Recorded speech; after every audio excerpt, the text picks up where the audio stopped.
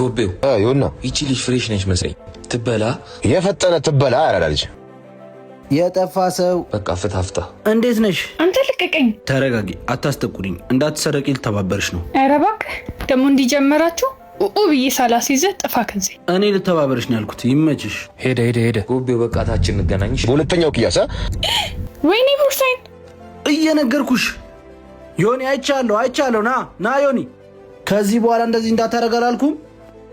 ይዙ በቃ ይቅርታ፣ ካምባላ አይደገምም። እሷንም ሶሪ በልልኝ።